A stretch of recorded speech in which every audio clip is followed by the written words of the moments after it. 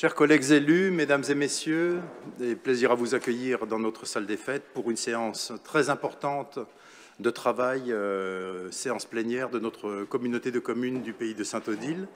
Je me permets de tomber le masque puisque nous avons des séparations en plexiglas entre nous et donc des protections qui ont été réalisées par les agents du pôle logistique et technique de la ville d'Aubernais. Bienvenue à vous toutes et tous, il y a des élus qui vont nous rejoindre. Et je salue également les invités, Laurent Krakenberger et Michel Strasbach, qui nous ont rejoints, de la société Cardam, Joël et Benoît, qui nous permettent de retransmettre en direct notre séance de travail, et de la communauté de communes, sous la direction d'Audrey, Patricia, Clément, Léa, Étienne, Farah, Jean-Marc et Manon. Presque toute l'équipe est présente pour cette importante séance qui concerne, entre autres, la mise en place de notre PLUI et du travail qui est déjà engagé. J'aimerais, en début de séance, exprimer, et je pense en votre nom à toutes et à tous, notre soutien total à la commune de Crottergersheim, à son maire René Holt, aux adjoints présents et également à la population de Crottergersheim qui subit une fois de plus une installation sauvage des gens du voyage, une trentaine de caravanes, voire plus, et une fois de plus, nous avons interpellé les pouvoirs publics pour qu'ils agissent. Il y a des places disponibles sur un périmètre de 20 ou 30 km dans des aires d'accueil. Je rappelle que la ville d'Aubernais a réalisé une aire d'accueil pour les gens du voyage de 40 places, alors que nous avions besoin d'en réaliser 25 de places à l'époque. Cela a coûté à la ville d'Aubernais plus d'1 million d'euros et 200 000 euros à la communauté de communes. Dans notre pays, il faut faire respecter les lois et on espère que les pouvoirs publics vont interagir à ce niveau-là pour que les gens du voyage aillent sur les aires d'accueil qui leur sont destinées, qui ont été financées et que nous cofinançons en fonctionnement tout au long de l'année pour des sommes très très importantes, 200 000 euros pour notre intercommunalité, avec une partie qui nous est reversée par l'État et par la collectivité européenne d'Alsace. Donc, pardonnez-moi d'intervenir là-dessus, mais soutien total aux élus et à la population de Crottergersheim.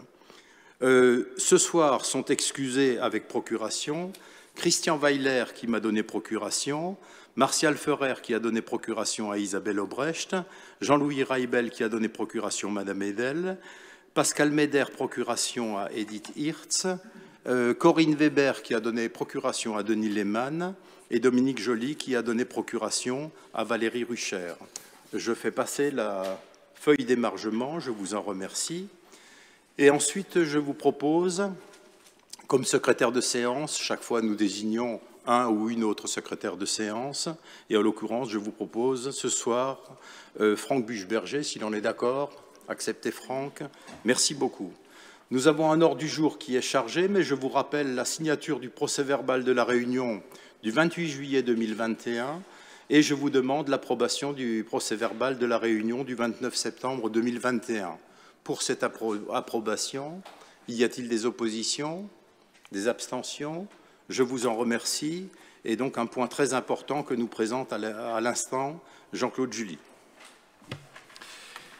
Bonsoir tout le monde. Je vais vous présenter le premier point à l'ordre du jour, qui est la délibération prescrivant un PLUI intégrant un programme local d'habitat. Ensuite, je vous présenterai les modalités de collaboration entre la communauté de communes du pays de Saint-Odile et les communes membres, pour vous présenter ensuite les objectifs poursuivis et enfin les modalités de concertation avec le public. La communauté de communes du pays de Saint-Odile, créée le 1er janvier 1990, regroupe les communes de Bernardswiller, Innenheim, Crottergersheim, Maestratsheim, Nidernais et Aubernais. La loi dite Grenelle II du 12 juillet 2010 et la loi pour l'accès au logement et à un urbanisme rénové dite ALUR du 24 mars 2014 a consacré l'échelon intercommunal comme échelon pour la planification urbaine. C'est dans ce contexte que la CCPO est devenue compétente de plein droit en matière de plan local d'urbanisme depuis le 1er janvier 2017. La communauté de communes du pays de Saint-Odile souhaite aujourd'hui élaborer un plan local d'urbanisme intercommunal tenant lieu de programme local de l'habitat, ou PLUH, en collaboration avec les 6 communes qui la composent. Dans cette perspective, le Conseil communautaire doit prescrire, définir des modalités de collaboration, définir un objectif et établir des modalités de concertation avec le public. L'élaboration du PLUH permettra l'expression d'un projet politique partagé en matière de développement, d'aménagement et d'urbanisme. Le territoire de la communauté de communes du Pays de Saint-Odile est confronté à d'importants défis. Une croissance démographique soutenue, une pression foncière croissante, un territoire économique attractif, un flux de mobilité important et un patrimoine naturel et bâti riche et reconnu.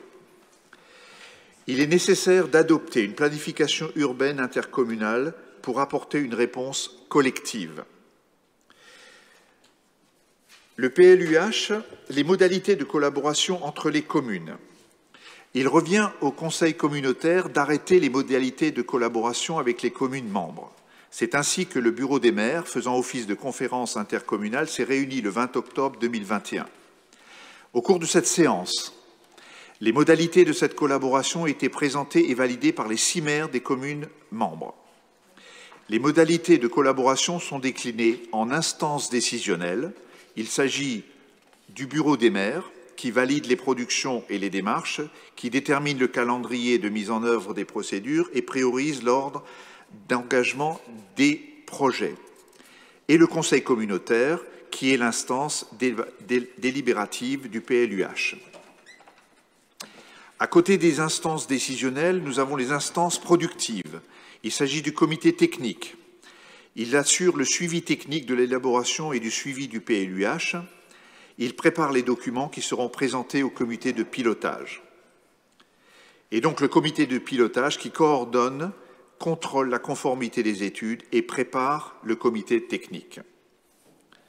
À côté de ces 2 instances, l'instance contributive, les commissions thématiques intercommunales et les commissions d'urbanisme communal apportent à l'élaboration du PLUH leur expertise territoriale. Et enfin, un quatrième groupe, une 4e modalité de collaboration, les instances consultatives, qui sont les conseils municipaux, qui valident les productions du PLUH, et les acteurs du territoire, qui nourrissent les besoins d'évolution et soulèvent ces besoins d'évolution du PLUH. Les objectifs poursuivis dans l'élaboration du PLUH. 1. Agir dans la lutte et l'adaptation face au changement climatique avec volontarisme et humilité. J'ai retenu 2 axes principaux, il y en a d'autres que vous pouvez lire. Limiter l'artificialisation des sols et limiter l'exposition des populations aux risques et aux pollutions.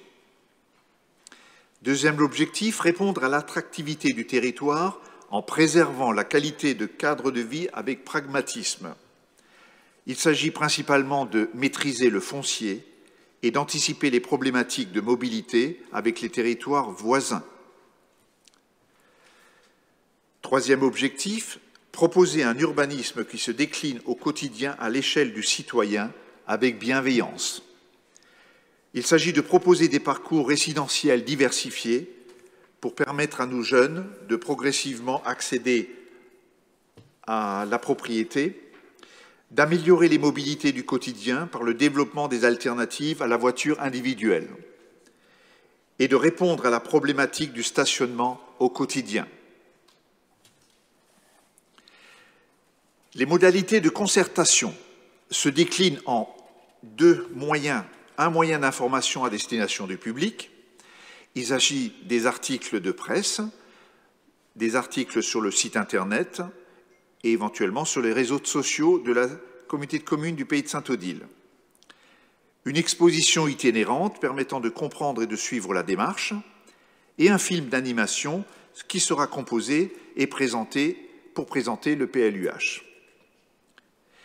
À côté des moyens d'information, il y a aussi des moyens offerts au public pour contribuer au débat.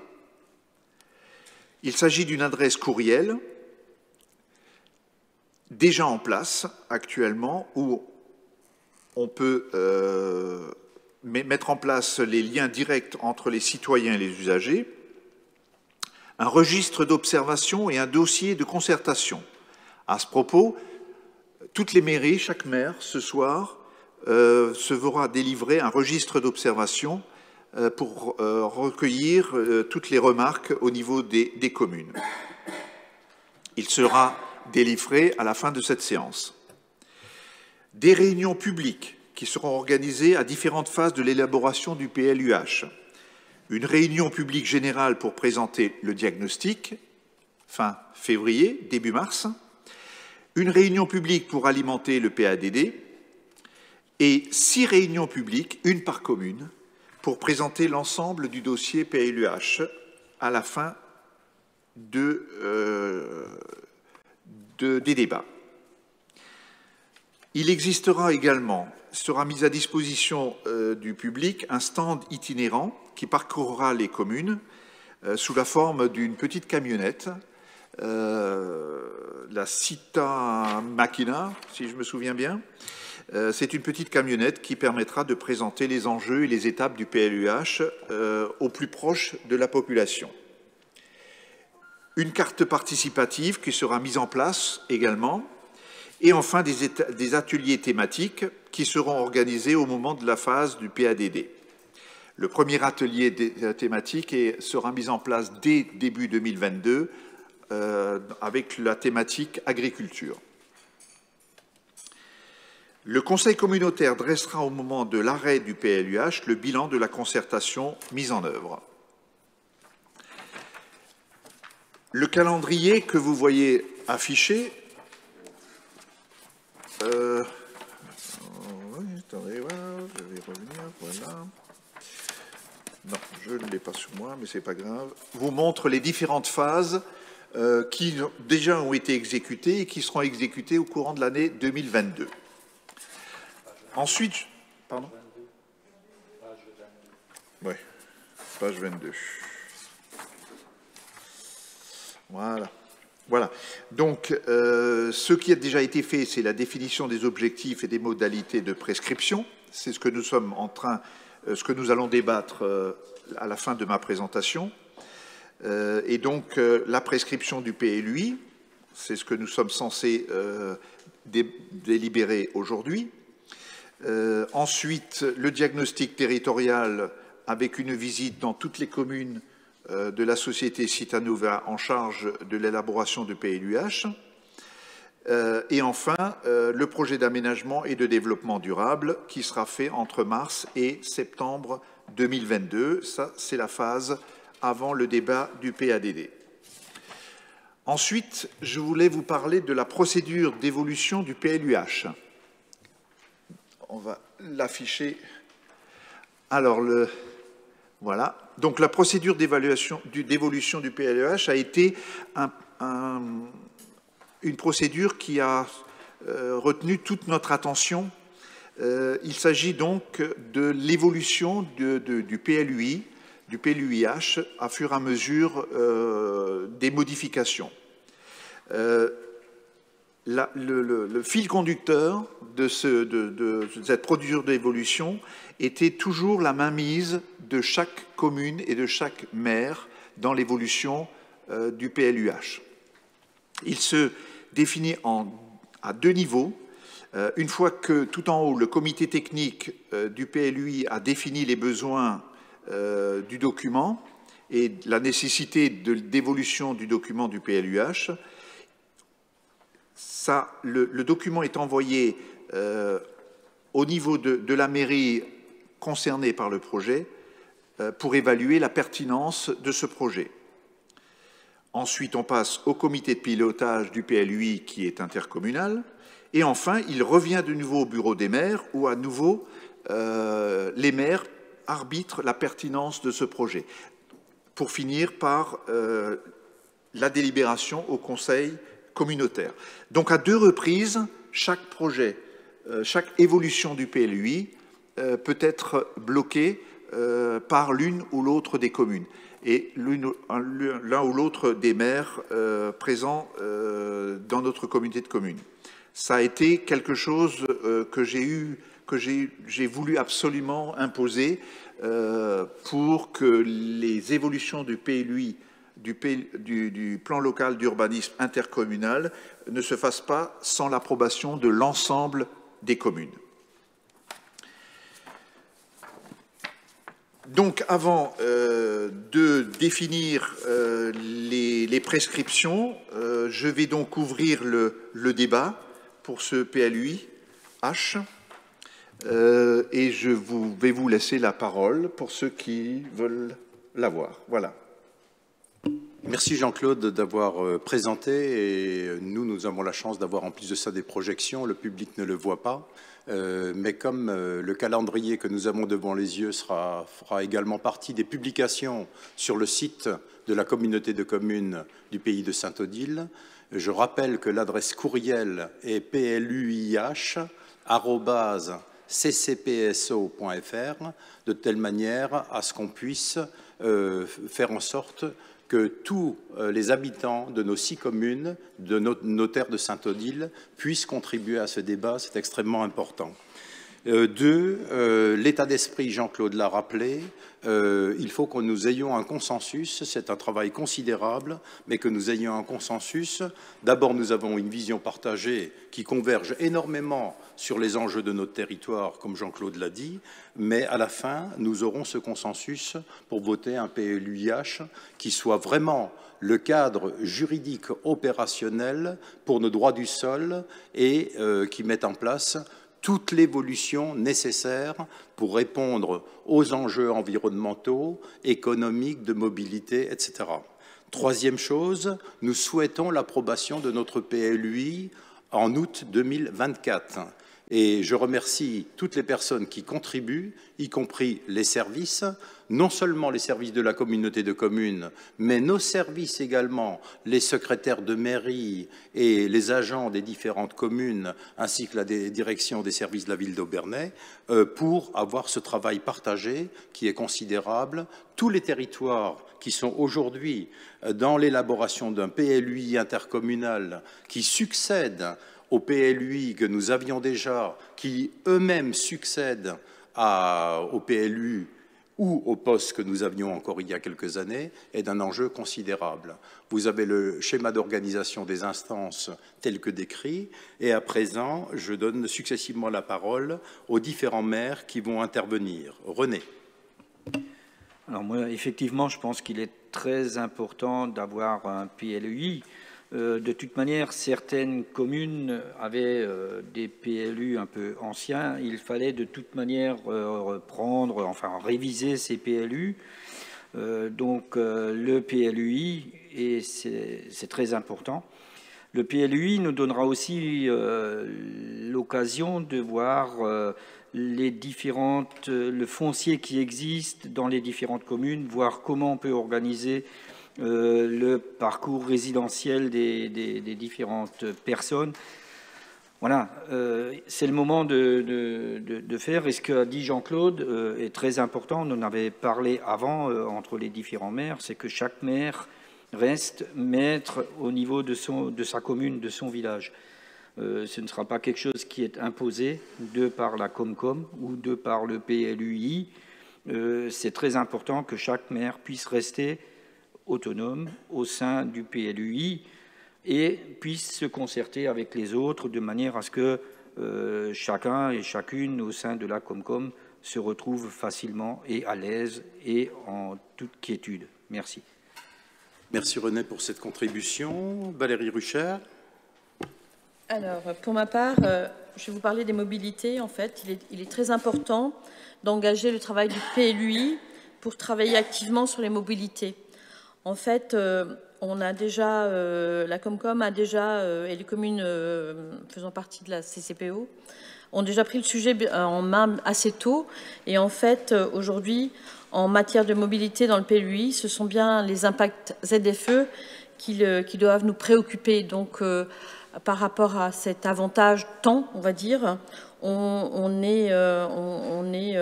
a cet avantage de réfléchir à la mise en place des mobilités. Donc voilà, donc pour moi c'est très important, puis on va dans la continuité de nos démarches. Merci Valérie. Claude Kraus. Donc pour moi aussi, le PLUI c'est très important parce que la charte de gouvernance que nous approuvons ce soir donnera toutes les garanties à traiter tous les sujets du PLUIH et dans le respect de l'expression de toutes les communes. Chacun aura son mot à dire dans l'élaboration du PLUI. Et tant au stade de la création du PLUI et après son approbation, le fonctionnement du document d'urbanisme sera assuré. Tous les sujets seront balayés pour le diagnostic et le PADD, et les bouleversements à venir seront très nombreux et devront y faire face pour les intégrer. Et je fais référence à l'impact de la réduction de l'artificialisation des sols et par la loi climat résilience. Et la loi climat résilience fera d'abord l'objet de discussions entre le SCOT, la région et les travaux des instances qui reviendront donc au deuxième semestre 2022 entre les intercommunalités et les communes. Merci Claude. La parole est à Norbert Motz. Je constate que dans les objectifs de lutte et d'adaptation face au changement climatique est la priorité du PLUI. Les effets du changement climatique sont nombreux et à chaque étape, nous devons veiller à protéger la nature et travailler sur la transition écologique. Donc c'est quand même un poste d'actualité. On a qu'à voir les informations pratiquement tous les jours en ce moment. Je suis satisfait de constater que le pré-diagnostic a permis d'aboutir à ces objectifs réalistes. Avec les commissions environnement déchets, nous contribuons également à la continuation pour le PLUI dans cette démarche. Voilà. Merci Norbert pour cette contribution. Alors, pardonnez-moi, mais je vais être un petit peu long. Je vais évoquer les enjeux climatiques que nous avons actuellement, une synthèse, les grandes lignes, et ensuite rappeler toutes les actions qui ont été faites en termes de développement durable par la communauté de communes dans les 20 dernières années. C'est un moment fondateur qui est très très important. Je pense que nous allons commémorer demain, le 11 novembre, le respect, la dignité, la reconnaissance pour ceux qui se sont battus pour notre liberté et pour les valeurs de la République française. Mais jamais, jamais, depuis les guerres mondiales, nous n'avons eu un enjeu pour l'humanité aussi important qui sont de juguler les désordres climatiques dus à l'action humaine. On est dans une situation qui est plus que préoccupante, qui est alarmante, et vous voyez bien toutes les expressions des populations aujourd'hui convergent. La prise de conscience est mondiale, mais les réponses ne sont pas à la hauteur des enjeux. Je rappelle que la COP26 qui se tient aujourd'hui à Glasgow devra obligatoirement être un succès et amener à une rehausse réelle des ambitions et mesures, à la mesure de l'enjeu et de la menace que fait peser le réchauffement climatique. Nous étions 1 milliard d'êtres humains sur la planète en 1900. En 1955, 2 milliards d'êtres humains. Aujourd'hui, 7,4 milliards d'êtres humains.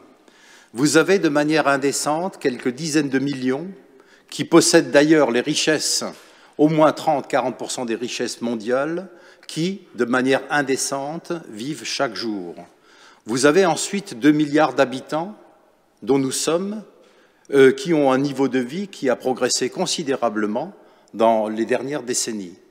Vous avez 2 milliards de personnes qui essaient d'avoir un niveau de vie qui soit en adéquation avec le nôtre. Et ça consomme. Et vous avez 1,5 milliard d'habitants sur la planète qui soit souffrent terriblement, soit sont malnutris, soit meurent de faim. Ce diagnostic n'est pas très joyeux, mais c'est une réalité. Par contre, nous avons la chance d'avoir des scientifiques, des personnes volontaires, des élus responsables, des associations et des personnes qui ont fait un travail considérable dans les dernières décennies après les alertes de M. Haroun Tazieff en 70, de Nicolas Hulot et de bien d'autres que je pourrais nommer, pour essayer de faire en sorte que l'ensemble des personnes et des habitants, non seulement de notre pays, mais également de la planète, puissent prendre une trajectoire différente, qui ne soit pas dans le tout-consumérisme et qui permette d'avoir des énergies alternatives. Mais nous ne sommes pas à la hauteur. Je rappelle les engagements. Les dirigeants des pays du monde se sont engagés à arrêter d'ici 2030 la déforestation dans leurs pays respectifs. Ce n'est pas le cas, et il n'y a pas que l'Amazonie. Il y a d'autres pays qui continuent de déforester de manière considérable sur environ un périmètre de 95% des forêts mondiales. L'ONG Canopée souligne néanmoins le fait que la plupart des pays qui s'étaient engagés à stopper la déforestation importée en 2020 et que cet objectif est maintenant décalé en 2030. Donc nous voyons bien, lorsqu'on n'arrive pas à contraindre les pays à faire en sorte qu'ils respectent leurs engagements, les échéances sont chaque fois repoussées. Et ceci est très dangereux, puisque nous savons qu'il faudrait à la fin du siècle juguler le réchauffement des températures de notre planète à 1,5 degré et que nous sommes des trajectoires qui sont supérieures à 2, voire à 3 degrés, ce qui rendra la planète complètement invivable. C'est déjà le cas dans un certain nombre de continents et de contrées. L'Inde s'engage à la neutralité carbone d'ici 2070, à faire passer à 500 gigawatts, c'est-à-dire la moitié de ses besoins, ses capacités énergétiques renouvelables d'ici 2030. Près de 90 pays s'engagent à diminuer de 30% leur émission de méthane de 2020 à 2030. Ces pays représentent la moitié des émissions mondiales de méthane, mais la Chine, la Russie et l'Inde n'en font pas partie. Or, lorsqu'on connaît, la consommation, notamment dans la Chine, et la croissance, c'est extrêmement perturbant. Cette baisse était préconisée par le 6e rapport du GIEC comme une solution rapide pour éviter un réchauffement en cas de baisse de la pollution atmosphérique. Il peut s'agir de mesures techniques et sans regret, comme le fait d'éviter les fuites de gaz ou de couvrir les décharges. Les 190 pays devraient s'engager à sortir du charbon. Le calendrier prévoit que les pays développés cesseraient d'utiliser le charbon dans les années 2030 contre les années 2040 pour les autres pays. Mais je rappelle aussi, après l'allocution du président de la République, aujourd'hui, il y a des expressions, mais qui se noient un tout petit peu dans la pré-campagne des élections présidentielles.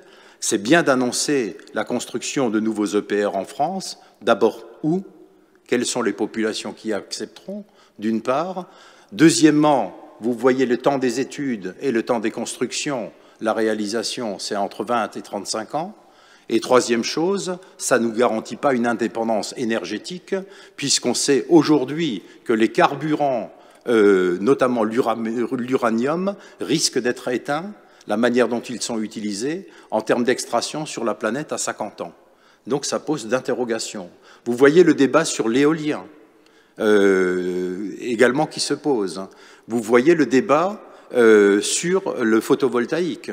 Heureusement, aujourd'hui, le photovoltaïque est une réponse majeure en termes de production d'énergie avec des panneaux de très bonne qualité que nous avons et produits en Europe. On n'a pas besoin des panneaux chinois, mais néanmoins, on n'est pas allé, avec le moratoire qui a eu lieu il y a 8 ans en France, on n'est pas allé assez vite et assez loin dans ce domaine-là. Je rappelle que la répartition sectorielle des émissions de CO2, aujourd'hui, est pour la France 12% pour la production d'électricité, qui fabrique donc du CO2, 9% pour les secteurs de l'énergie hors électricité, 13% pour tout ce qui est industriel et construction, 41% pour les transports, donc c'est bien sur les mobilités qu'il faut agir, mais il faut agir sur tous les secteurs, 13% sur le résidentiel et 12% sur les autres secteurs.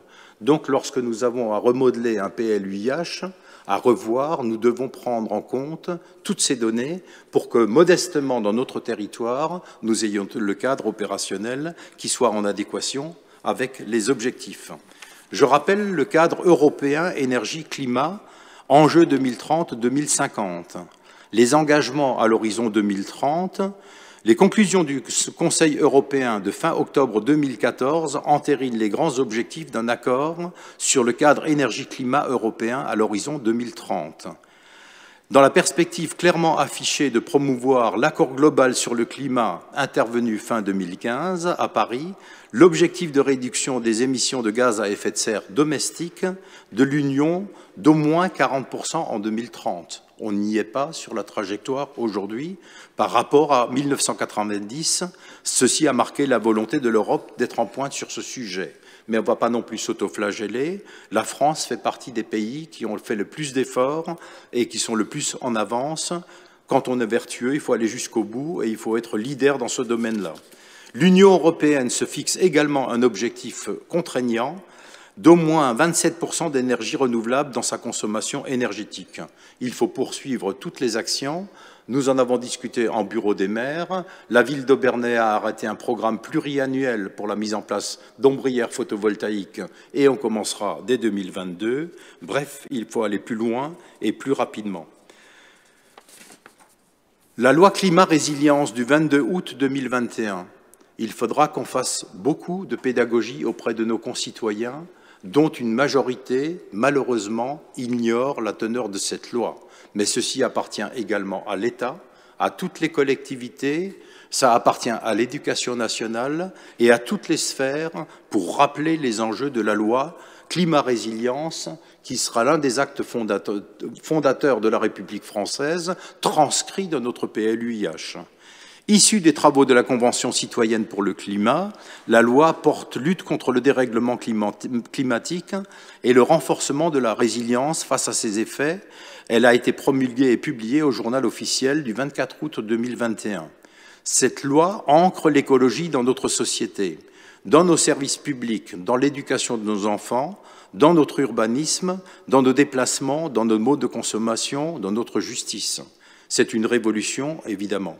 Avec plus de 305 articles et un champ d'action qui touche tous les domaines de la vie quotidienne, de la consommation au logement, en passant par les déplacements, la loi aura indéniablement un impact majeur sur la collectivité et la vie des Français. Le problème, c'est de faire de la pédagogie pour prendre la même direction ensemble et ne pas être sous des contraintes avec des affrontements.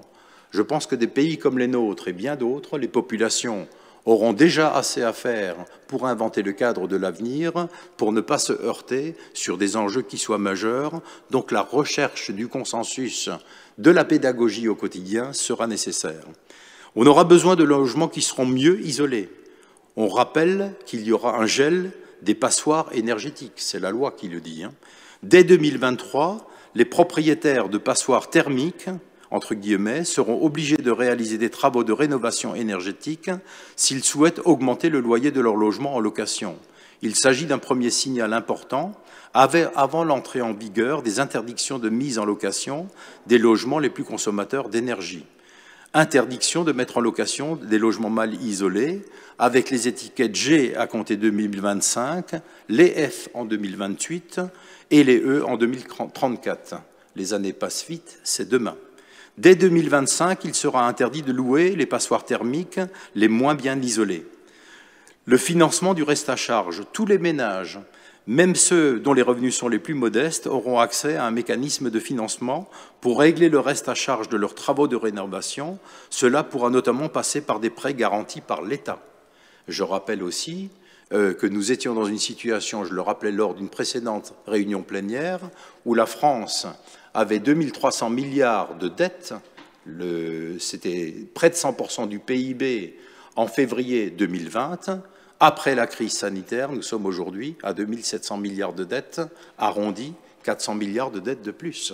Donc l'État garantira des prêts, devra intervenir, mais nous voyons aussi que la manière dont on a été géré notre pays au plan financier, et certains interlocuteurs aujourd'hui le soulignent, n'est pas une grande réussite, tout gouvernement confondu, et on peut le regretter, parce qu'on n'a pas les moyens financiers et la force de frappe, entre guillemets, nécessaire pour répondre à tous les enjeux de cette loi. Donc nous serons mis à contribution, les communes, les intercommunalités, nous sommes déjà présents, je le rappellerai tout à l'heure pour un certain nombre d'actions. Les villes devront être moins polluées, nous sommes tous d'accord là-dessus. Nous sommes tous d'accord pour dire, et nous le disions déjà il y a 10, 20 ou 30 ans, que l'arbre est le meilleur ami de l'homme. Et nous faisons en sorte de mettre des plantations, j'y reviendrai. La création de zones laissant les voitures les plus polluantes à l'extérieur des centres-villes, dans les grandes agglomérations. J'ai évoqué un jour la ZFE pour l'Eurométropole de Strasbourg. Donc l'ensemble des agglomérations de plus de 150 000 habitants doivent mettre en place une zone à faible émission, soit 33 nouvelles ZFE métropoles. Dans les 10 métropoles qui enregistrent les dépassements réguliers des chaleurs limites de qualité de l'air, des interdictions de circulation, vous connaissez, c'est le dispositif critère, sont mises en place et seront intensifiées dans les années qui viennent. Nous avons également la fin des ventes de véhicules émettant plus de 95 grammes de CO2 au kilomètre en 2030. C'est une révolution totale pour les industries d'automobiles, notamment toutes les marques françaises et les marques premium allemandes et toutes les marques européennes. La vente des voitures émettant plus de 95 grammes de CO2 par kilomètre sera interdite en 2030, avec les interrogations. Que faisons-nous avec les parcs automobiles actuels? Que faisons-nous vis-à-vis des personnes qui ont peu de moyens pour changer de véhicule? Que faisons-nous en termes de réponse et au rythme où il faudra les installer, des bornes à recharge électrique, non seulement dans la sphère publique, mais également dans la sphère privée. Des personnes qui vivent dans du pavillonnaire pourront installer des bornes électriques. Ce sera beaucoup plus complexe, et ça l'est déjà aujourd'hui, et nous sommes interpellés par des copropriétés pour trouver le consensus auprès de tous les propriétaires dans des copropriétés pour mettre en place des bornes à recharge électrique. Et ensuite, il faudra produire de l'électricité en masse, alors qu'en même temps, il faut surveiller nos centrales nucléaires. L'élargissement de la prime à la conversion au vélo à assistance électrique. Nous avons mis en place, il y a près de 3 ans, un dispositif avec un plein succès. Il a été prorogé récemment et nous l'avons voté, et nous continuerons. Le vélo à assistance électrique et le vélo, tout simplement, sont indéniablement une réponse pour toutes les mobilités courtes, et il y a des personnes qui se rendent au travail en faisant plusieurs kilomètres quotidiens. Il faut qu'on aille vers cela. Bien entendu, le plan vélo que nous avons voté pour 12 millions d'euros au niveau de la ville d'Aubernais sur des actes structurants sera également une réponse, et nous continuerons toutes ces actions. La loi dit moins d'avions, plus de trains. Interdiction des vols domestiques en cas d'alternative au train de moins de 2h30 et la compensation carbone obligatoire de tous les vols domestiques d'ici 2024. Révolution totale chez les constructeurs. Et nous avons un constructeur, je me permets de le citer, Airbus, qui est une réussite industrielle de 4 pays européens, tout à fait majeurs, qui est aujourd'hui leader sur le marché, mais on imagine évidemment, j'allais dire, les turbulences que cela doit entraîner au niveau de la recherche-développement pour aller au niveau du rythme nécessaire pour avoir des avions qui consomment de moins en moins. Une alimentation plus durable. Un menu végétarien quotidien dans les cantines de l'État et des universités qui proposent plusieurs menus. Nous, au niveau des périscolaires, vous vous rappelez, on a pris les bonnes mesures pour répondre déjà à la loi Egalim, c'est-à-dire la loi pour l'équilibre des relations commerciales dans le secteur alimentation et une alimentation saine et durable, issue des États généraux de l'alimentation. Nos enfants, dans nos collèges, collectivités européennes d'Alsace, dans nos lycées, régions, et dans nos périscolaires, ici la communauté de communes, dispose déjà majoritairement de repas qui s'inscrivent dans l'alimentation plus durable. Et les relations privilégiées que nous avons les uns et les autres et les collectivités avec les producteurs locaux permettent en plus de ça d'aller vers une vision de flux courts et d'utiliser les productions locales au mieux. On intensifiera toutes ces actions. Des citoyens mieux informés. Je rappelle, dans la vie publique depuis 30 ans, et c'est grandissant, paradoxalement aujourd'hui, avec l'exponentiel depuis 28 ans des réseaux sociaux, des GAFAM qui sont surpuissants et qui mettent à mal d'ailleurs, c'est une controverse légitime en termes de débat au niveau de l'Union européenne, mais également des États-Unis. Aujourd'hui, les puissances de frappe des réseaux sociaux, avec également toutes leurs malversations, leurs désinformations et les fake news au quotidien, et j'allais dire tout ce que ça entraîne malheureusement de négatif, il y a aussi des choses très positives en termes d'information, entraînent que beaucoup de nos concitoyens sont sur ces réseaux sociaux et ne disposent pas des bonnes informations. Il est quand même nécessaire d'affirmer le rôle fondamental de l'éducation au développement durable du primaire au lycée. Moi, j'aimerais remercier toutes les instances, à tous les niveaux, nos communautés éducatives qui, de plus en plus, font le travail pour faire en sorte que la sensibilisation commence dès le plus jeune âge. Mais nous avons aussi les paradoxes de nos sociétés, où vous avez les mêmes qui, de temps en temps, donnent des tablettes à des enfants en bas âge, alors qu'il faudrait les éduquer au moins jusqu'à un âge avancé de 10-12 ans, et on pourrait faire abstraction des tablettes. Création d'une étiquette environnementale pour afficher l'impact, notamment sur le climat et les produits que nous consommons.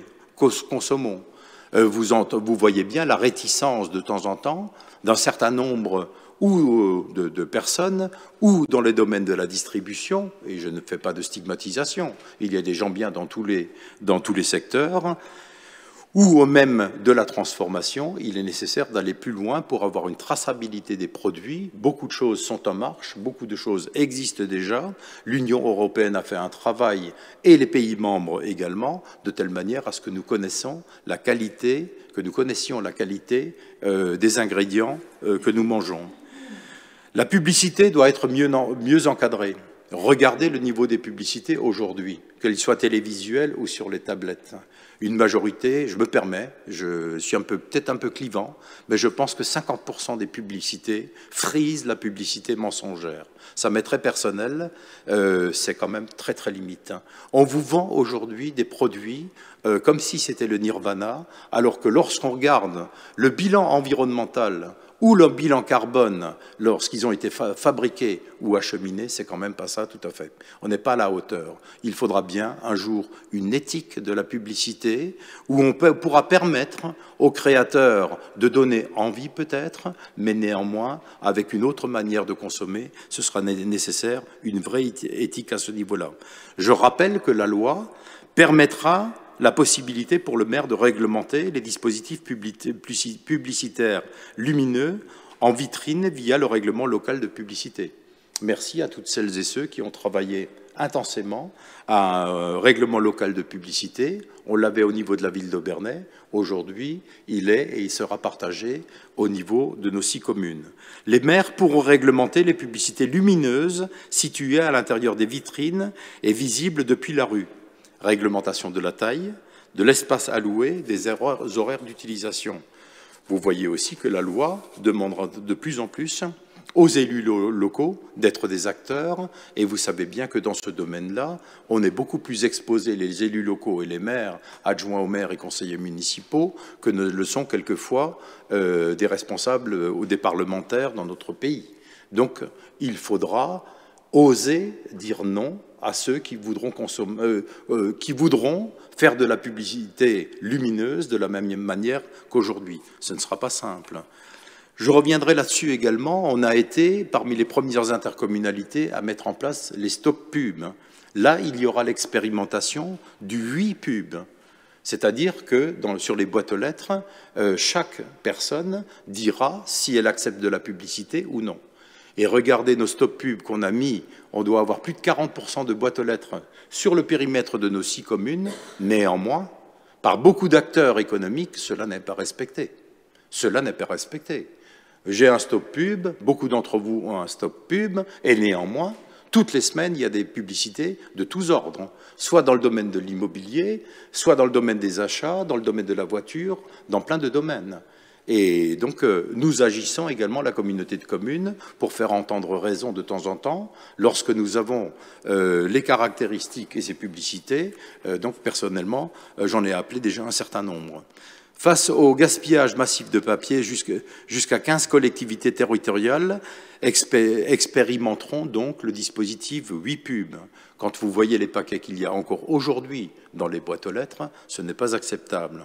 La fin de la publicité sur les énergies fossiles. La publicité pour les énergies fossiles sera interdite dès le second semestre 2022, c'est demain, et dès 2028, ce sera la publicité pour les véhicules les plus polluants qui sera également interdite 2 ans avant la fin de leur mise en vente. Et ensuite, il y a l'inscription obligatoire de l'impact climatique sur les publicités. Moins d'emballage dans la vie des Français. Plus de revente en vrac avec 20% de surface consacrée dans les grandes et moyennes surfaces d'ici 2030. On a bien vu que pendant notamment les plages de confinement, en 2020, le plastique a ressurgi dans beaucoup de pays. Et donc, nous avons aujourd'hui, grâce à l'initiative qui a été prise par la communauté de communes déjà en 2003-2004, des personnes qui encore aujourd'hui utilisent le sac raffia que nous avions donné à chaque famille pour faire les courses. Il faudra accentuer ces opérations de telle manière à ce que nous toutes et tous, nous n'utilisions plus du tout ces sacs plastiques. Il sera nécessaire de diviser par 2 le rythme d'artificialisation des sols. Jean-Claude l'a dit dans le préambule qu'il a présenté, et évidemment, nous sommes là-dessus. Mais ce sera compliqué, c'est le paradoxe. Nous sommes un territoire très attractif, très attractif. Des centaines de familles, de jeunes, de moins jeunes, veulent habiter sur nos territoires. Or, en même temps, il faudra la production de logements. Mon Dieu, que critiquer est facile, mais faire est autrement plus complexe. On l'a annoncé au niveau de la ville d'Aubernais, il n'y aura pas d'ouverture de nouvelles zones d'habitat. Mais ceci va entraîner, évidemment, une pression sur le logement. Donc il faut que notre opérateur Aubernais Habitat, qui bientôt, d'ici quelques mois, les 5 communes rentreront dans le capital, on est en train de travailler à la dernière phase de cela, puisse avoir plus d'action au niveau de nos communes. Mais lorsqu'on voit la rareté des terrains disponibles dans une ville-centre comme Aubernais, ça devient très délicat. Donc il faut actionner plusieurs politiques dans ce domaine-là et les amplifier. Interdiction d'implanter de nouveaux centres commerciaux sur des sols naturels ou agricoles. Encore heureux. Je donne juste un exemple. Lorsque un groupe privé a acheté l'emprise de la Divinale sur 3 hectares, avant même que ce groupe ait acheté au cave de Bestheim cette emprise, j'avais fait l'objet au moins de 7 demandes de la part d'enseignes ou de grandes enseignes pour implanter des surfaces commerciales complémentaires de plusieurs milliers de mètres carrés. Nous avions d'abord refusé, puisque ça ne nous appartenait pas, au niveau de la ville d'Aubernais. 2, lorsque nous avons travaillé avec l'actuel propriétaire pour la résorption de cette friche et pour nos nouvelles activités, avec bienveillance mais avec exigence, nous avons immédiatement exprimé les orientations possibles pour des activités artisanales et économiques et du tertiaire complémentaire, un peu de restauration, etc. De telle manière qu'il n'y ait pas des milliers de mètres carrés, ce n'est pas nécessaire. Aujourd'hui, quand on voit la trajectoire et l'exponentielle du e-commerce mondial, ce n'est pas la peine demain d'artificialiser des sols pour mettre des milliers de mètres carrés complémentaires. Renforçons autant que faire se peut tous les domaines de la distribution qui existent et surtout renforçons nos circuits courts et nos commerçants et nos producteurs locaux. Ensuite, le soutien aux énergies renouvelables, développer des communautés citoyennes d'énergie renouvelable avec l'obligation d'installer des panneaux solaires ou des toits végétalisés quand on construit ou rénove lourdement de grands bâtiments. C'est déjà le cas et nous avons déjà pris des initiatives. Il faudra aller plus loin. L'obligation d'installation de photovoltaïques ou de toits végétalisés lors d'une construction, d'une extension ou d'une rénovation lourde sera étendue aux surfaces commerciales avec une baisse du seuil à 500 mètres carrés de création de surface. Il faut impérativement inciter également la grande distribution pour que tous les parkings, le plus rapidement possible, soient munis d'ombrières photovoltaïques. Ça permet de produire de l'électricité et de répondre aux alternatives de production d'énergie. Un nouveau cadre de soutien au biogaz. Les fournisseurs de gaz naturel devront obligatoirement intégrer une part de biogaz dans le gaz qu'ils commercialisent. Nous sommes très heureux d'avoir été des partenaires, la ville et la communauté de communes, dès la mise en place de la station de méthanisation du lycée agricole il y a bien longtemps. Et on est très heureux de voir également les perspectives de la nouvelle station de méthanisation, qui est le fruit d'un travail considérable à Zellwiller, plus toutes les autres initiatives qui sont prises. La création d'un délit de mise en danger de l'environnement. Désormais, le fait d'avoir exposé l'environnement à un risque de dégradation durable de la faune, de la flore ou de l'eau en violant une obligation de sécurité ou de prudence pourra être sanctionné de 3 ans de prison et de 150 000 € d'amende. Contrairement au délit général de pollution, les sanctions pourraient s'appliquer si le comportement est dangereux et que la pollution n'a pas eu lieu. Je vous ai... Désolé d'avoir pris de précieuses minutes, mais c'est nécessaire, j'allais dire, pour vous faire part un tout petit peu de ce cadre que vous connaissez toutes et tous.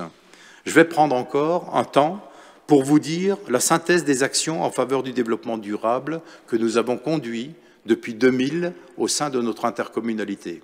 Et je tiens à remercier très chaleureusement les directions successives Nance Mollaret, Audrey Chimberley, nos 2 directeurs, directrices en l'espace de 20 ans, avec lesquels nous avons travaillé. Je remercie aussi les anciens élus, les maires. On a vraiment voulu faire un certain nombre de politiques qui ne nous ont pris qu'une partie faible de nos budgets, sur le budget général ou sur le budget de l'eau, de l'assainissement, des ordures ménagères, mais qui ont des résultats. Dès le début des années 2000, le territoire de la communauté de communes du pays de Saint-Odile a été actif dans la préservation de l'environnement et le développement durable. La première action d'envergure a été la mise en place, en 1998, de la collecte sélective des emballages recyclables. Dès 2005, la communauté de communes a mené plusieurs actions. Distribution de composteurs à tarif préférentiel. En 2006, la communauté de communes a revendu aux habitants du territoire des composteurs au tarif de 25 €. La remise des composteurs était accompagnée d'animations organisées par le CFPPA, c'est-à-dire le centre de formation pour adultes du lycée agricole. 150 personnes avaient participé aux animations et 200 composteurs ont été vendus. Distribution de récupérateurs d'eau de pluie à tarif préférentiel. En 2006 et 2007, la communauté de communes a proposé aux habitants d'acheter des récupérateurs d'eau de pluie de 500 litres. Au total, 110 récupérateurs ont été revendus. Les SIPAN, je rappelle que ce sont les cultures intermédiaires pièges à nitrate. De 2006 à 2008, la communauté de communes a financé les exploitations agricoles sur notre territoire qui semaient sur leurs terres nues des cultures intermédiaires pièges à nitrate. Actuellement, la communauté de communes a financé près de 100 hectares.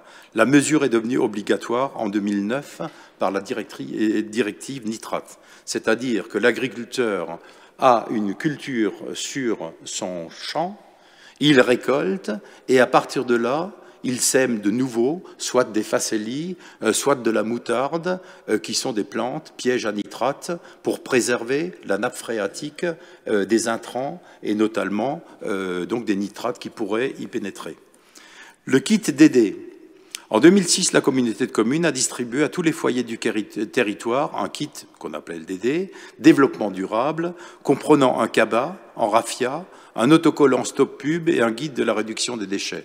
Nous serons tout à fait favorables à refaire une opération de ce type-là.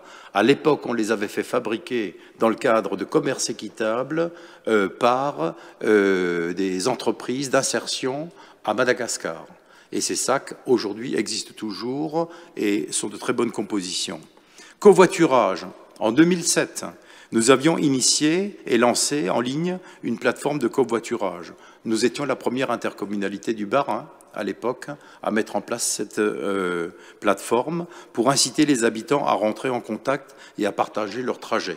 Depuis, les offres ont complètement évolué, eu égard aux plateformes qui ont été mises en place à ce niveau-là, mais merci à nos concitoyens qui, chaque jour, font du covoiturage. Les sous-semis maïs. À partir de 2008, la communauté de communes a expérimenté la mise en place collective de sous-semis de maïs pour la protection de la qualité de l'eau. Cette opération est toujours en place tous les ans, nous revenons là-dessus pour le partenariat avec nos agriculteurs.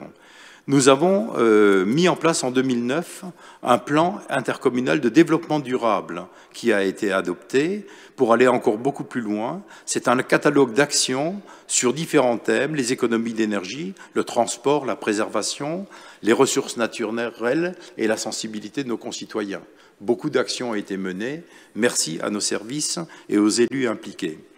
Dès 2005 et jusqu'en 2013, date de mise en service, la communauté de communes a suivi le projet de création d'unités de méthanisation au lycée agricole. Je rappelle que nous avions voté 50 000 € pour l'investissement pour la communauté de communes du pays de Saint-Émile et 50 000 € de fonds de contribution par la ville d'Aubernais. À partir des années 2010, plusieurs textes de loi ont accentué encore l'action de la communauté de communes du pays de Saint-Odile. Compostage.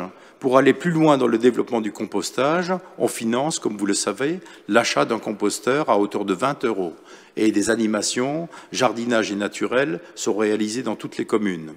La redevance incitative, c'est la loi, obligation réglementaire, la mise en place d'une part incitative dans la facturation des services de collecte traitement des déchets ménagers est intervenue en 2015. Depuis cette date, les ordures ménagères n'ont cessé de baisser leur production, passant, écoutez bien, de 224 kg par habitant en 2014, je rappelle 224 kg par habitant en 2014, à 161 en 2020. Il faut continuer. On peut baisser et il faut continuer à inciter nos concitoyens. Merci à eux qui sont très vertueux dans ce domaine-là. L'extension des consignes de tri.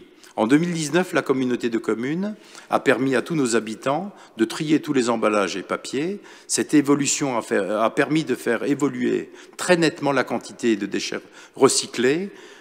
Il y avait 57 kg par habitant qui étaient recyclés en 2018. Nous sommes à 78 kg en 2020. Vous voyez la progression, 57 à 78. Le plan local de prévention. Le passage en redevance incitative a été accompagné par la mise en place d'un plan local de prévention dont les actions sont mises en œuvre depuis 2017. La collecte des biodéchets des restaurateurs. Dès 2018, un service dédié à la collecte des biodéchets des restaurateurs, hôteliers, cantines, et les restaurateurs, ils sont nombreux sur notre territoire, cantines scolaires, a été mis en place. Ces biodéchets sont collectés et permettent de produire du biogaz. J'oubliais d'ailleurs, là, avant, quand je parlais de biogaz, tout le travail qui a été fait aussi au niveau de notre station d'épuration à Krottergersheim-Meistratzheim. Je rappelle que notre station d'épuration, ça ne se sait pas assez, est toujours la plus performante de France. Et il y a des films qui passent au grand salon international Pollutech et nous y détectons non pas seulement les métaux lourds, mais également les résidus moléculaires de médicaments. Et ceci permet d'avoir des bouts en termes de cécité qui sont extrêmement compacts et surtout de produire avec les effluents de nos choucroutiers de l'électricité. C'est assez remarquable le travail qui a été conduit et on continue d'évoluer là-dessus. Le broyage des branches.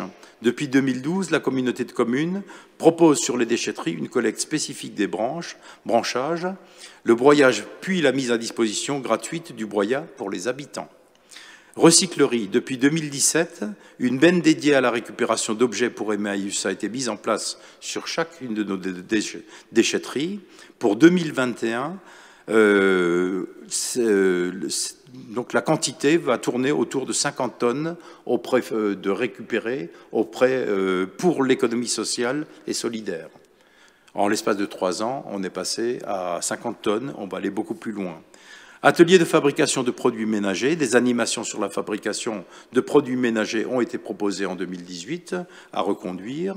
Le stop pub, je rappelle qu'on avait même pris des jeunes en job d'été et on va le refaire en 2022, je le propose dès maintenant, pour que des jeunes soient de nouveau présents, pour que, auprès de nos concitoyens qui n'ont pas encore de stop pub sur les boîtes aux lettres, ils puissent en disposer et inciter nos concitoyens à le faire. Développement des filières de tri.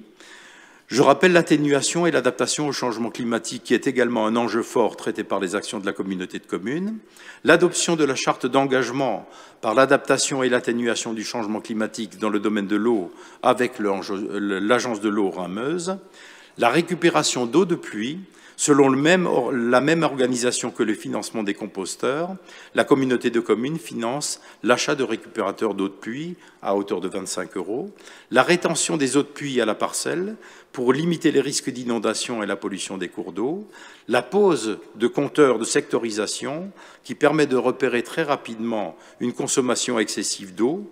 En complément, des campagnes d'écoute des fuites sont réalisées régulièrement. Merci aussi à nos partenaires et délégateurs avec lesquels nous avançons régulièrement sur ces enjeux.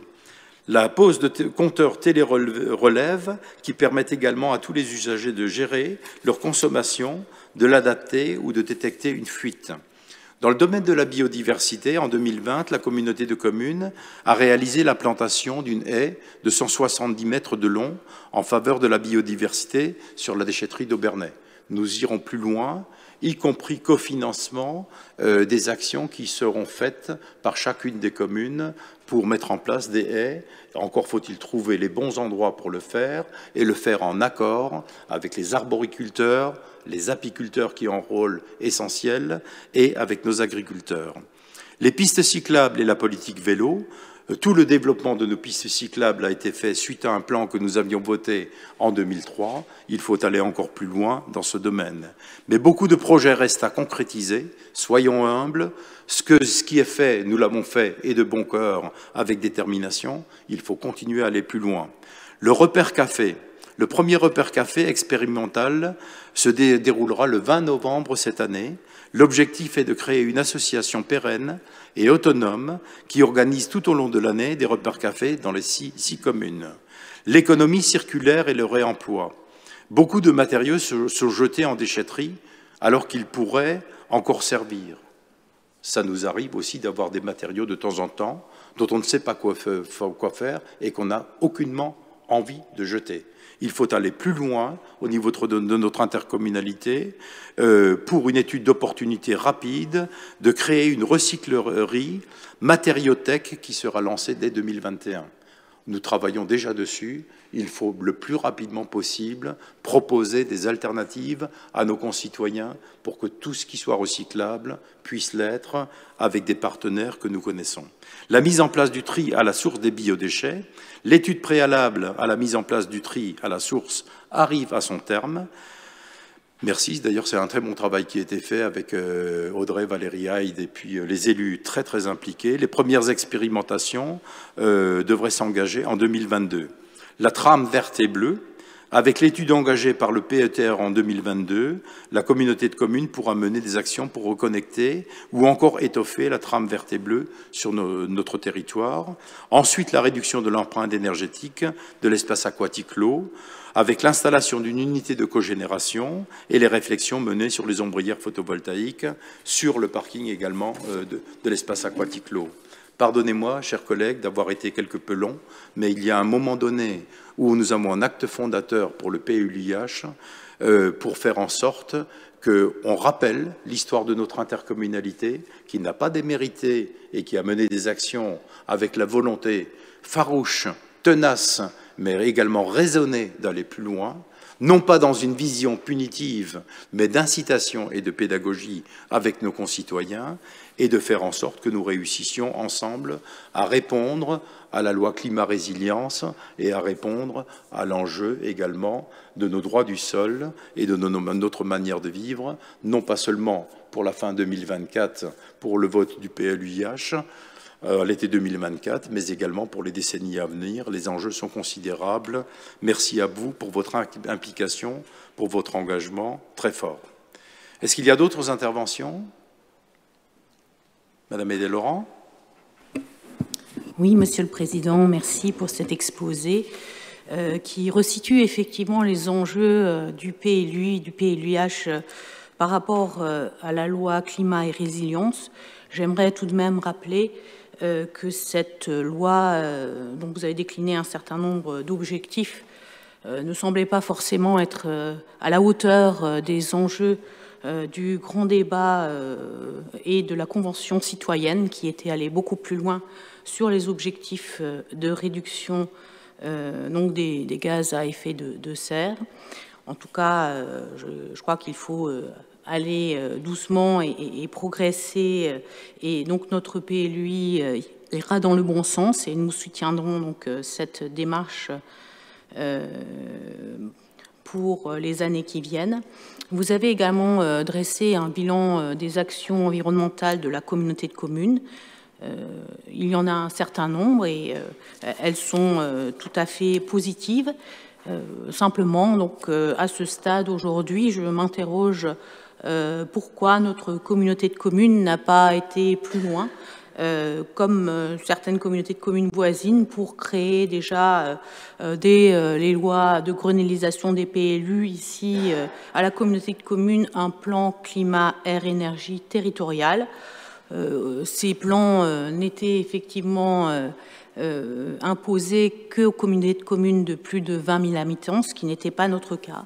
Par contre, en termes de projet, c'était quelque chose d'intéressant puisque ce plan climat-énergie territorial permet d'avoir un diagnostic, d'adopter une stratégie globale, d'avoir des plans d'action. Vous avez décliné un certain nombre d'actions.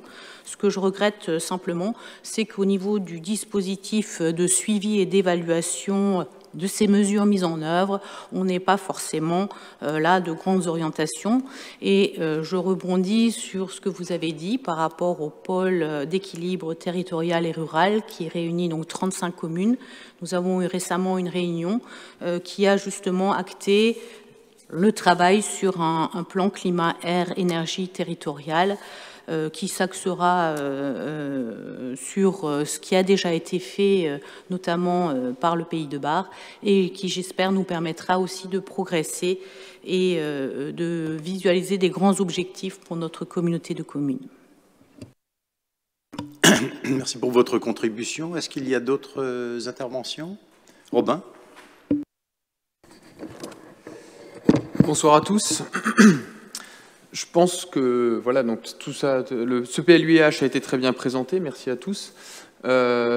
Aujourd'hui, l'enjeu de ce PLUIH et l'enjeu que nous avons dans les décennies à venir va être gérer la pénurie. On le voit dès aujourd'hui, on gère la pénurie de main-d'œuvre, la pénurie de matières premières, les métaux de base comme de la tôle ou de l'aluminium qui sont en rupture. Je ne parle même pas des terres rares, qui seront les prochaines grandes batailles stratégiques. Pénurie également de terrain qui vont arriver avec la zéro artificialisation nette. Les communes seront très limitées dans leurs expansions, ce qui est un changement total de mentalité et de façon de faire, puisque depuis les années 50, la stratégie qui était celle des communes était de créer de nouveaux lotissements tous les X années pour permettre de s'agrandir, pour attirer de nouveaux habitants et pour permettre aux jeunes de rester. Il va falloir changer de paradigme, changer de mentalité. Comme tu l'as dit, Bernard, ça va être, il y aura certains freins, certaines personnes qui feront de la résistance, mais il ne faut pas aller contre. Ce n'est pas pour densifier qu'on densifie, c'est vraiment pour permettre aussi aux gens de se loger. Nous avons une demande qui est croissante. Ça a été dit par Valérie, la ZFE qui va arriver va encore pousser des gens hors des grandes villes et notamment vers les communes de taille intermédiaire comme dans notre communauté de communes. On va avoir une très forte demande et donc effectivement des pénuries de terrain. Certains, donc dans la zéro artificialisation nette, on nous parle des friches. Mais des friches dans notre secteur, il n'y en a presque plus. Voilà, les friches aujourd'hui dans les vallées se trouvent justement vallée de Sainte-Marie, vallée de la Bruche. On trouve encore quelques zones, mais ce n'est pas les mêmes secteurs. Donc voilà, d'où l'importance d'avoir un PLUIH Habitat. Il va vraiment falloir être intelligent et pertinent dans la manière dont on conduit ça, pour s'assurer que nous avons assez de capacité de logement dans les 10-20 prochaines années pour l'ensemble des habitants et des personnes qui voudraient venir chez nous. Merci Robin. Est-ce qu'il y a d'autres interventions? Donc avant de passer au vote, vous avez tout à fait raison, Robin, tu mets l'accent sur la pénurie, le terme, dans beaucoup de domaines. Et lorsque tu parles de friches, je me rends compte que nous avons de la chance à Aubernais. Je parle où nous avions des friches industrielles avec des aménageurs constructeurs, reformatage aujourd'hui de la friche de l'ancien match, avec du logement, des services, la mise en valeur de l'aine, etc. Avec la SAS Almabien, résorption à l'espace de 3 ans, qu'il aurait cru il y a 10 ans, de la friche Zegeleld, ZHI à l'époque, et aujourd'hui la résorption de la friche sur la Divinale. Il y a encore d'autres friches, mais sachant que beaucoup de friches commerciales industrielles en France ne trouvent pas preneur s'il n'y a pas une action publique dessus, eu égard aux enjeux financiers considérables. Au moment où on ne peut plus s'étendre, l'étalement urbain étant quasiment fini, notamment pour des zones comme les nôtres, bien entendu, c'est important, mais nous n'avons pas tellement de friches complémentaires. Le PETR, donc les maires ont travaillé, le bureau des maires a validé le principe de mettre en place un plan climat, air, énergie. Nos intercommunalités, Rosheim et Aubernais, n'avions pas, la loi ne nous obligeait pas à faire cela. Nous avions évoqué cela avec l'ensemble des maires du Piémont des Vosges déjà il y a quelque temps. Le secteur de Bar ayant, lui, dû faire, il y a 4 ans déjà, 3 ans, un plan climat, air, énergie, c'est juste bien, si je puis dire. C'est presque une opportunité. Moi, je suis très content qu'on n'ait pas été là-dedans avant, parce que les données d'aujourd'hui sont totalement différentes de celles qu'il y avait il y a 3-4 ans. Et justement, on peut mettre le plan climat-résilience. De temps en temps, il ne faut pas se précipiter. Et donc, ça permettra de remettre à niveau tout le travail qui a été fait dans le secteur de Bar-Bernstein. On a parlé évidemment avec les élus, avec le président Claude Holler, avec tous les élus du territoire, Nathalie Ernst, etc. Et puis également avec le secteur de Rosheim. Donc, ce sera une opportunité très, très bien. Bref, on est aujourd'hui dans une volonté avec beaucoup de détermination, de bienveillance, d'exigence, mais également de pédagogie. Il faudra énormément de pédagogie au niveau de nos concitoyens, parce que, pardonnez-moi, avec tout le respect qu'on porte à nos concitoyens, il y a beaucoup d'expressions, de contradictions et de paradoxes dans nos sociétés. On ne peut pas en vouloir à nos concitoyens, mais donc il faudra beaucoup de pédagogie. On réussira ensemble, cela a été dit par l'expression de tous les maires. Je remercie très chaleureusement notre collègue Jean-Claude July, qui a pris à bras le corps, dans le cadre de sa délégation de vice-président, dans ce domaine-là, à piloter, à présider toutes les réunions qui sont extrêmement importantes et les services qui sont présents. On le fait avec détermination. Notre territoire a des atouts qui sont très, très nombreux. Nous avons des faiblesses. On est là pour essayer de le corriger, mais il n'y a qu'une seule chose qui compte, c'est de trouver des équilibres, c'est de continuer à avoir une qualité de vie de notre territoire et c'est de continuer à respecter l'environnement. Je mets tout à fait solennellement ce dispositif et cette délibération au vote. Qui est favorable? Merci pour la belle unanimité. Et Jean-Claude, tu as la parole pour la suite. Merci Bernard. Donc, le point numéro 2 est le vote d'avenant numéro 1 des prestations supplémentaires concernant ce PLUI. Je vous rappelle qu'en date du 28 avril 2021, le marché public a été attribué au groupement Citanova, Sinopia et Leroy Gouvernec Prieur. Pour une tranche ferme, définition des objectifs de mise en révision et modalités de coopération et de concertation, et une tranche optionnelle, mise relative à l'élaboration complète du PLUI. Des prestations supplémentaires ont été rendues nécessaires pour la bonne exécution technique du marché, notamment l'ajout du programme local de l'habitat, PLH, mettant en place un volet habitat au sein du PLUI, on en a parlé tout à l'heure, et l'ajout d'outils de concertation supplémentaires, également quant à la concertation complémentaire qu'il y a avec le public. Donc, en ce qui concerne le programme local de l'habitat, concernant le volet financier, c'est ce qui nous intéresse ici quant au vote de l'avenant. Le montant de cette prestation supplémentaire est de 14 100 € hors taxe. soit 16 920 TTC, décomposés de la manière suivante. 6 réunions à 750 € la réunion, 6 entretiens à 300 € l'entretien, rédaction et mise en place des programmes d'objectifs à 600 €, la phase d'arrêt, la préparation et la remise du dossier à 600 €. Donc le total fait 14 100 € hors taxe qu'il faudra donc voter en supplément pour établir ce programme local d'habitat. Ensuite, beaucoup plus modeste, les outils de communication et de concertation.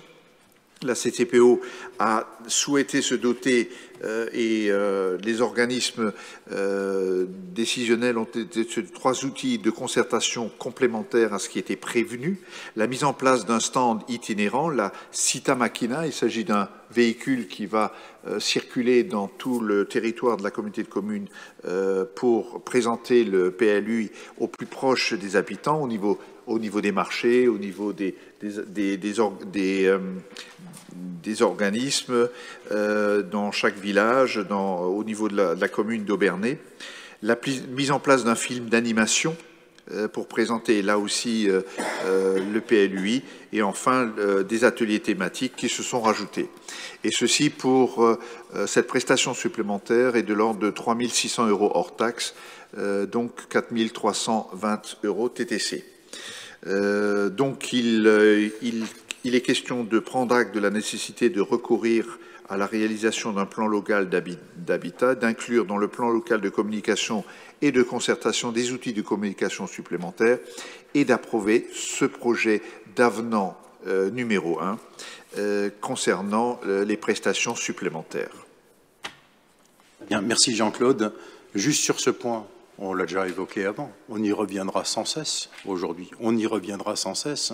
Plan local de l'habitat, nous avons toutes les analyses qui sont faites par un certain nombre de partenaires institutionnels, que ce soit l'ADEUS ou d'autres cercles. Nous connaissons les évolutions, nous connaissons les évolutions sociétales, avec le nombre de familles monoparentales aujourd'hui, où vous avez une progression de l'offre de logement, mais qui n'est pas en adéquation avec les besoins et des personnes qui veulent habiter chez nous.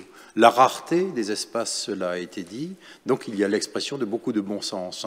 Mais nous sommes obligés, nous ne sommes pas obligés, mais nous avons fait le choix, proposé par le Bureau des maires, d'aller plus loin dans le document fondateur que nous avons pour le PLUIH, pour faire en sorte qu'on ait également des analyses qui pourront être plus fines. Ne nous faisons pas d'illusions sur les solutions. Nous connaissons la rareté des terrains. Donc, nous ne serons pas déçus au résultat, mais néanmoins, il est absolument indispensable, puisque le PLH, je le rappelle, indique les moyens à mettre en œuvre pour satisfaire les besoins au logement et en place d'hébergement dans le respect du droit au logement et de la mixité sociale et en assurant une répartition équilibrée et diversifiée de l'offre de logement sur le territoire. Ça, c'est le chapeau. Mais j'allais dire, avoir une analyse fine, commune par commune, avec les contraintes, toutes les contraintes que nous avons, plus la préservation, l'environnementale et la qualité de l'air, ça va être plus complexe. Je mets ce point au vote. Qui est favorable? Unanimité, je vous remercie. Nous avons ensuite la stratégie de développement économique durable au niveau de la communauté de communes du pays de Saint-Odile. On en a déjà parlé, donc je serai un peu plus bref pour la délibération qui est complète et le rapport qui vous est présenté. Je rappelle que la communauté de communes est compétente en vertu de ses statuts en matière d'action de développement économique. Nous avons la chance, sur notre territoire, d'avoir une vitalité économique extrêmement large, puisque pour 18 500 habitants, nous avons sur le territoire plus de 11 000 emplois. Et je rappelle, quand Robin parlait de pénurie à l'instant, qu'il y a plus de 500 emplois dans au moins 20 secteurs d'activité qui ne sont pas pourvus. Lundi prochain, il y aura dans une entreprise agroalimentaire donc un événement majeur avec les médias pour mettre l'accent sur le fait de rechercher des personnes dans le domaine de la charcuterie industrielle, des métiers de boucher et autres. Donc nous avons dans le développement économique, l'attractivité de notre territoire par le soutien aux entreprises, l'animation de réseaux et l'accompagnement de projets. Je rappelle qu'en pleine pandémie, nous avions travaillé pour faire, l'été dernier, une incitation très forte pour nos concitoyens à les rappeler à consommer local. Et nous l'avions fait alors qu'une majorité des habitants de la France étaient confinés. Les actions d'intérêt communautaire par le soutien au commerce, l'aide à la plantation d'entreprises, la création d'un schéma de développement commercial dans la gestion communautaire. Là aussi, nous sommes en contact avec beaucoup de secteurs d'activité à l'heure actuelle, y compris avec l'apéro, pour une nouvelle phase de développement à ce niveau. La gestion et l'animation de nos parcs d'activités, et nous sommes heureux d'avancer également sur l'offre au niveau du parc d'activités du Brour, où nous allons prochainement valider l'implantation de 2 entreprises et sans doute dans un temps assez proche de 3 autres dont nous avons vu et rencontré les dirigeants, notamment avec le maire de Maestratsheim, Claude Kraus, et avec la directrice des services. La communauté de communes du pays de Saint-Odile est le principal pôle d'emploi dans le Piémont-des-Vosges, 801 établissements en tout, 11 000 emplois, dont 9 500 salariés. Le territoire bénéficie depuis 50-60 ans d'une croissance qui est importante. On a de bonnes liaisons routières, ferroviaires, cyclables et de transport. Il faut aller plus loin dans ce domaine-là. 236 commerces de détail, dont 56 alimentaires et 180 non alimentaires, viennent compléter les chiffres clés de l'économie. Les élus de la communauté de communes ont manifesté également leur volonté de structurer le développement économique du territoire pour le mandat 2020-2026. Ainsi, un poste de chargé développement économique a été créé. Un certain nombre d'actions ont été menées sur le terrain, des rencontres avec les élus de chaque commune sur le thème de l'économie, des visites et prises de contact d'entreprises nombreuses. Et puis nous, on est en contact régulièrement, les élus, avec tous les leaders et pas seulement, mais également avec les cadres et les personnes qui travaillent dans nos entreprises. Le lancement des premières études du commerce sur un tiers-lieu, on va y revenir. L'état des lieux sur la rédaction d'une stratégie de développement. Bref, cette stratégie doit être durable et chaque fois en transversale, nous avons tous les enjeux de la loi climat-résilience et de la préservation de l'environnement qui sont là, sachant qu'il faut faire confiance à nos chefs d'entreprise et à ceux qui entreprennent. Ce sont des gens responsables qui essaient toujours de trouver les meilleures méthodes pour faire en sorte de respecter l'environnement, y compris au niveau de leur site, et de favoriser la performance durable au niveau de leurs activités. Vous avez également dans ce rapport donc les grands axes. Alors je ne vais pas le lire en détail, vous l'avez. Et ce sera mis en ligne au niveau de la communauté de communes. Favoriser la performance durable des acteurs économiques avec 2 sous-axes, apporter du service et de l'information stratégique et opérationnelle pour l'activité des acteurs économiques. Et là, c'est transversal, aussi bien avec la collectivité européenne d'Alsace qu'avec la région qui a compétence, notamment dans le domaine de l'économie en général. Faciliter la transition écologique, énergétique et numérique. Une très grande majorité de nos entreprises ont déjà pris des initiatives ou sont en train de mettre en place des plans. Axe 2, créer du lien entre les acteurs économiques du territoire. Les principales actions seront de créer un espace entreprise tiers-lieu. On a déjà eu des débats là-dessus et on va continuer avec un projet que nous mettrons en œuvre. Améliorer l'offre sur le territoire. Il s'agira par exemple de définir une stratégie globale de centre-bourg pour chaque commune en lien avec les maires, l'attractivité, le PLUIH, parc d'activités économiques, commerce et secteur de proximité. Nous raisonnons vraiment territoire, bassin de vie et au-delà du périmètre de notre intercommunalité sur le secteur du Piémont-des-Vosges et on s'inscrit évidemment dans une coopération avec tous nos voisins. Améliorer l'offre sur le territoire, je l'ai dit, valoriser l'économie du territoire ou les économies de notre territoire qui consiste à faire savoir ce que les acteurs économiques font de remarquable. On se rend compte, nous-mêmes, avec beaucoup d'humilité, on découvre encore de temps en temps des secteurs d'activité que nous connaissions moins ou méconnaissions, et beaucoup de nos concitoyens, de temps en temps, sont surpris lorsqu'on leur parle des différents domaines de production à tous les niveaux ou de transformation sur notre territoire.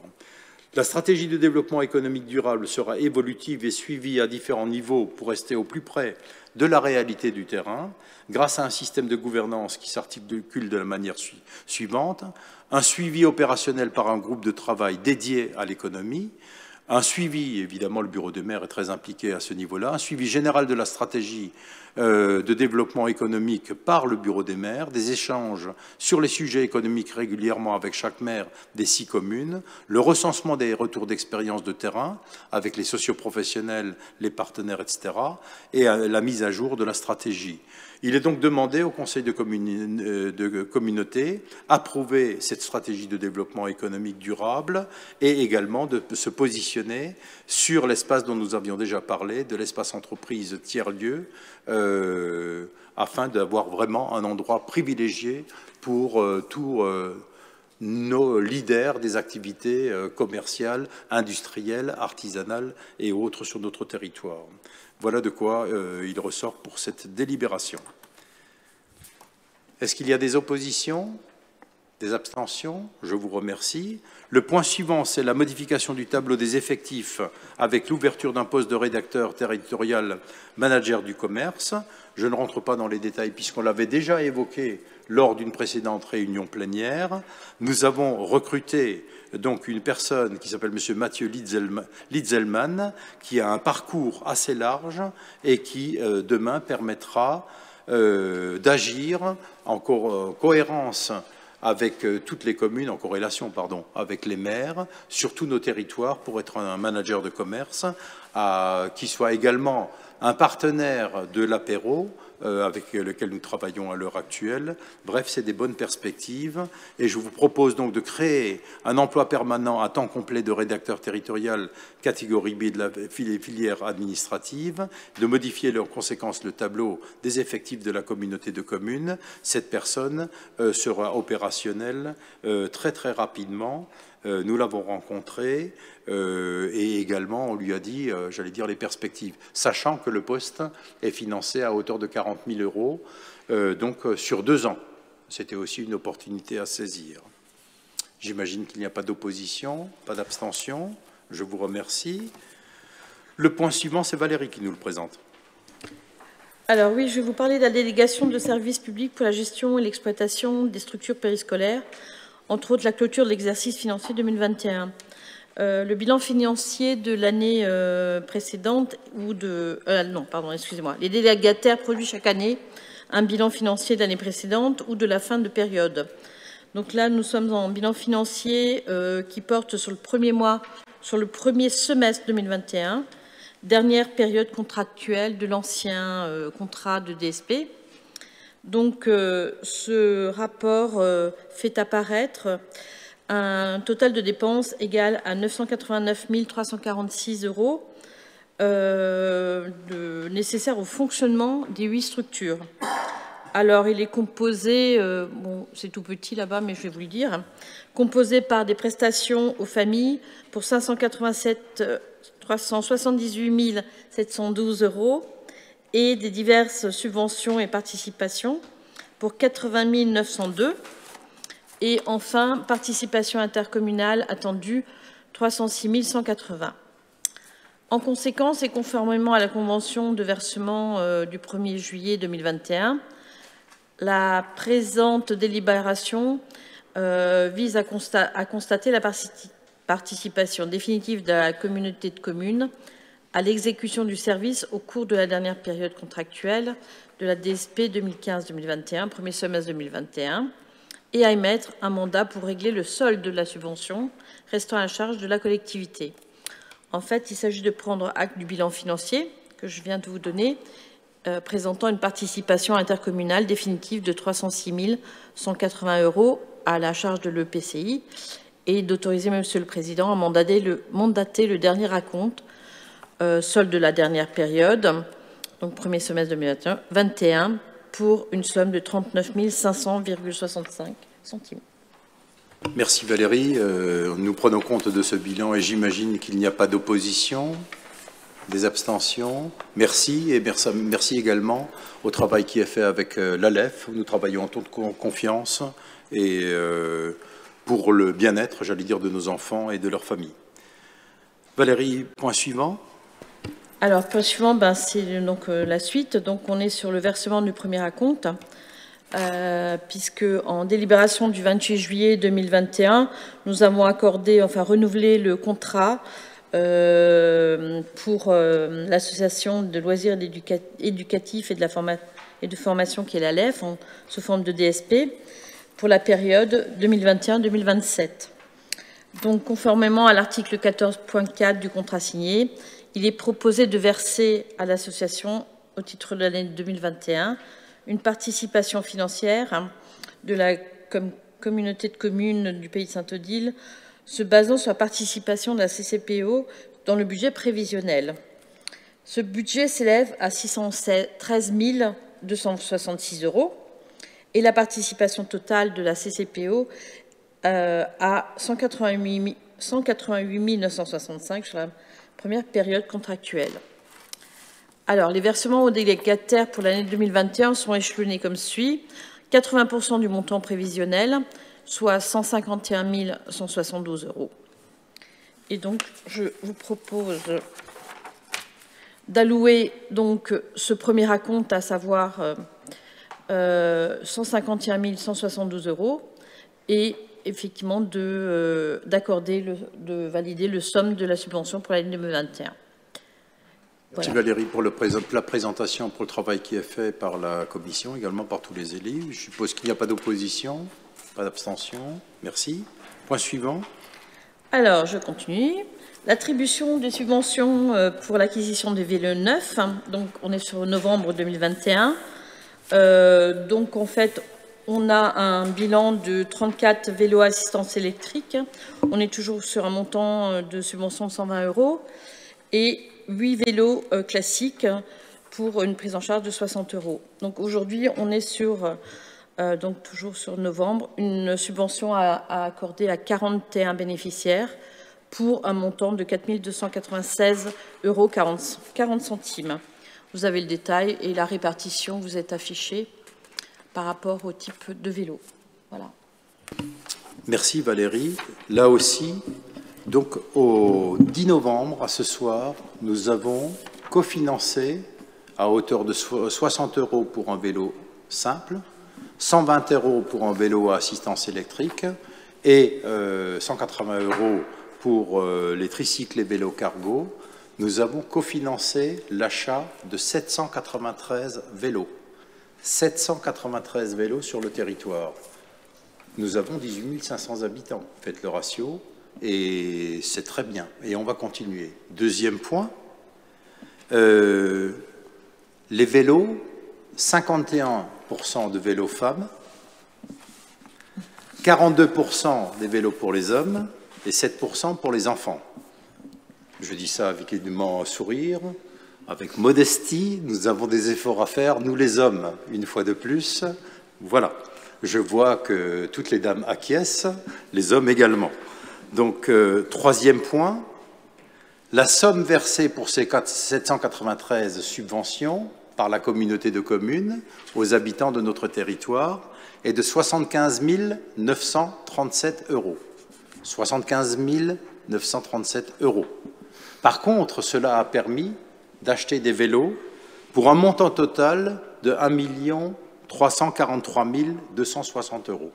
Donc vous voyez l'économie positive à ce niveau-là.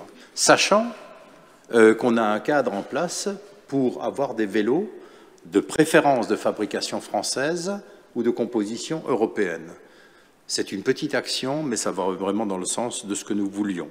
Donc on retient la prime qui est versée, bien entendu. J'imagine qu'il n'y a pas d'opposition, pas d'abstention.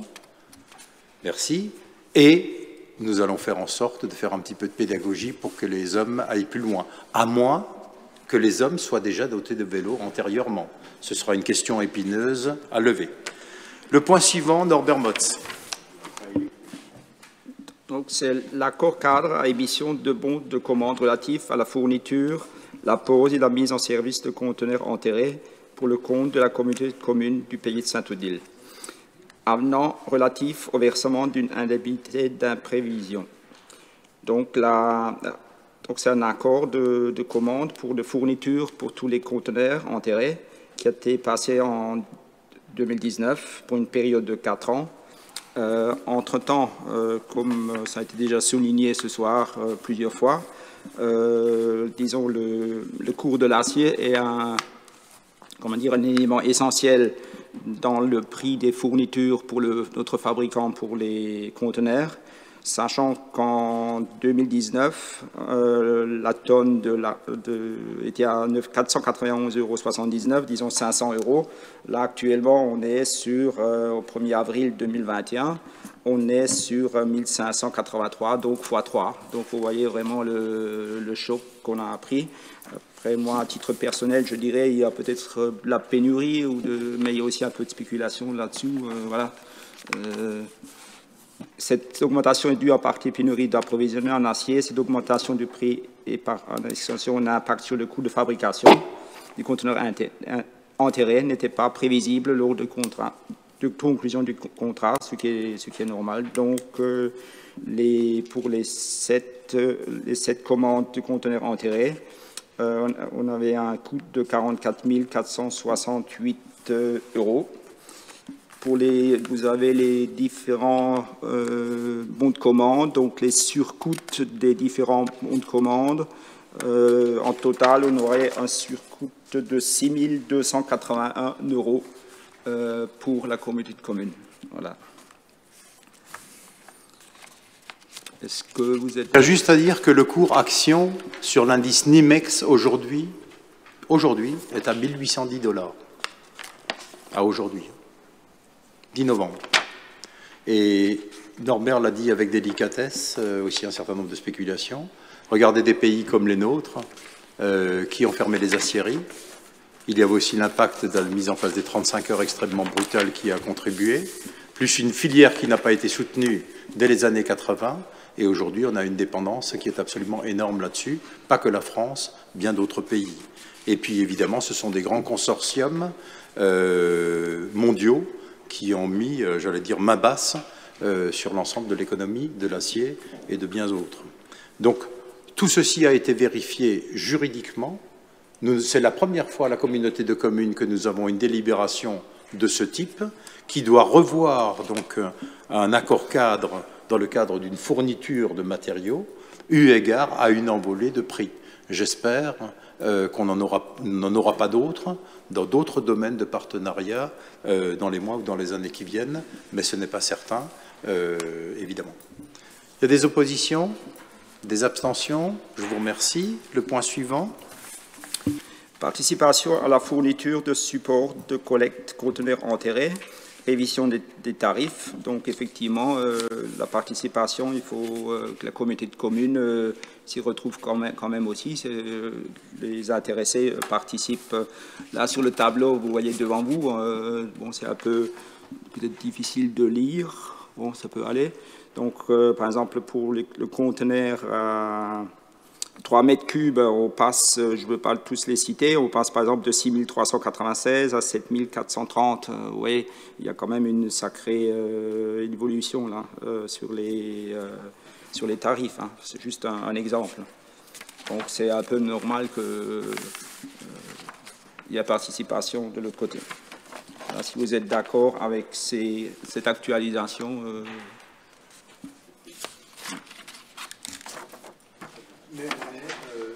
Les évolutions, Norbert, tu as raison, sur les conteneurs enterrés, mais il y a les programmes de 21 à 39 logements, les programmes de plus de 40 logements, les volumes de 4 mètres cubes et les volumes de 5 mètres cubes.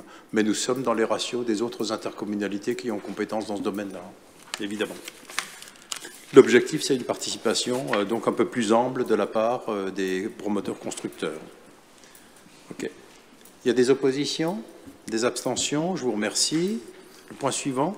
Attribution de subventions pour l'acquisition et l'utilisation d'un composteur individuel sur le territoire de la communauté de communes. Donc, c'est comme d'habitude, il y a de nouveau 6 bénéficiaires pour un montant total de 120 €. Je pense que ça a été dit, il me semble, ce soir, depuis qu'on a instauré cette subvention, on est à peu près dans les 200 composteurs qui sont subventionnés. Je dirais c'est un peu dommage quand on prend un peu le ratio par rapport au nombre de foyers. Il faudrait peut-être réfléchir. Maintenant, bon, la solution n'est pas toute trouvée non plus pour activer ce poste dans le cadre de mise en place des biodéchets et dans le cadre aussi pour la protection de l'environnement et dans l'ensemble général. Voilà.